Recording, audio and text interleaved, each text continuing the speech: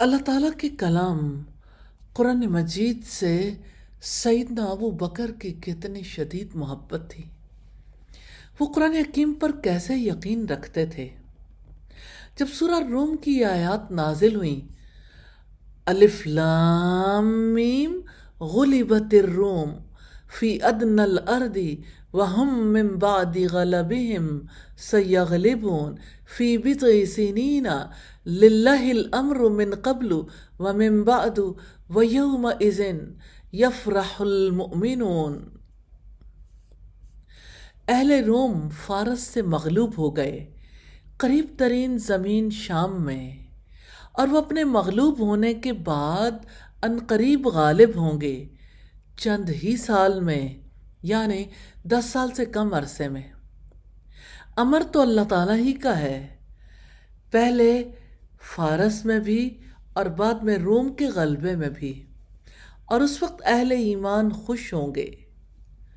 سورہ روم کی ان ابتدائی آیات میں 2 پیشین گوئیاں کی گئیں جو اسلام اور محمد رسول اللہ صلی اللہ علیہ وسلم کی رسالت کے حق ہونے پر زبردست دلیل ہیں۔ ان میں سے پہلی پیشین گوئی یہ ہے کہ اگر آج روم شکست کھا گیا ہے تو چند سالوں میں روم پھر ایران پر غالب آ جائے گا، اور دوسری پیشین گوئی یہ تھی کہ اگر آج مسلمان مشرکوں کے ہاتھوں مظلوم ہے، کل ان کو مشرکین مکہ پر غلبہ حاصل ہوگا جس دن روم ایران پر غالب آئے گا۔ اصل بات یہ کہ جب نبی صلی اللہ علیہ وسلم کو نبوت عطا ہوئی، اس وقت عرب کے اطراف میں 2 بڑی طاقتیں موجود تھیں۔ ایک روم کی عیسائی حکومت جو 2 باتوں میں مسلمانوں سے قریب تھے، ایک یہ کہ اہل کتاب تھے، دوسرے آخرت پر یقین رکھتے تھے۔ مسلمانوں کی ہمدردیاں انہی کے ساتھ تھیں، اور مسلمانوں کی عیسائی حکومت سے ہمدردی کی ایک اور وجہ بھی تھی کہ اس زمانے میں مسلمانوں نے حبشہ کی طرف ہجرت کی تھی، اور قریش کی مسلمانوں کو واپس لانے کی کوشش کے باوجود حبشہ کے عیسائی بادشاہ نے مسلمانوں کو اپنے ہاں پناہ دی۔ قریش کی سفارت ناکام ہوئی، خالی ہاتھ وہاں سے آنا پڑا تھا ان سب کو۔ اور دوسری بڑی طاقت ایران کی تھی جو 2 وجوہات کی بنا پر مشرکین مکہ کے قریب تھے۔ ایک یہ کہ ایرانی 2 خداؤں کے قائل اور آتش پرست تھے اور مشرک بت پرست تھے، اور دوسرے یہ کہ دونوں آخرت کے منکر تھے۔ اسی بنا پر مشرکین مکہ کی ہمدردیاں ایران کے ساتھ تھیں،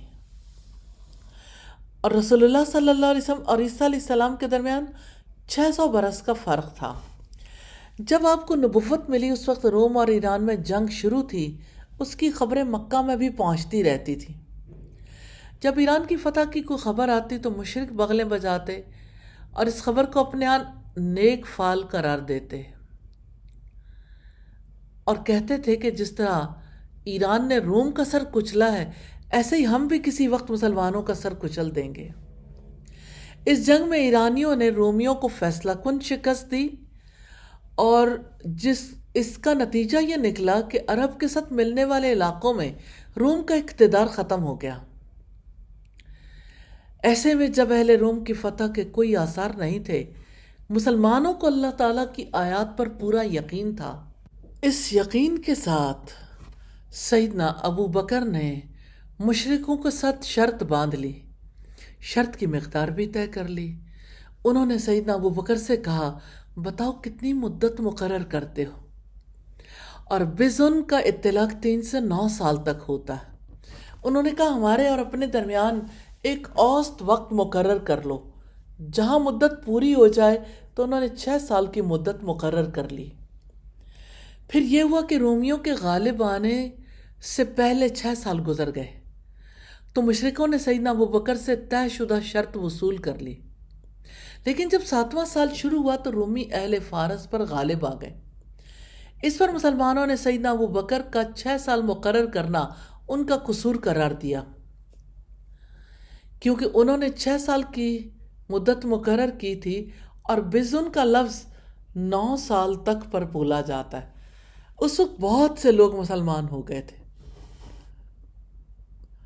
تو جس وقت یہ آیات نازل ہوئی رومی اس وقت بری طرح مغلوب تھے۔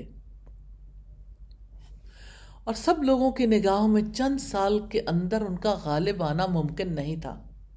اور سیدنا ابو بکر کا اللہ تعالیٰ کی ذات پر، اس کی آیات پر اتنا مضبوط ایمان تھا کہ ظاہری اسباب کے بالکل مخالف ہونے کے باوجود انہوں نے ان کے سچا ہونے پر مشرکوں کے ساتھ شرط طے کر لی۔ یا اللہ ہمیں بھی کلام اللہ پر سچا یقین نصیب فرمائیے، اور الہی اس پر عمل پیرا ہونے کی توفیق عطا فرمائیے۔ آمین ثم آمین۔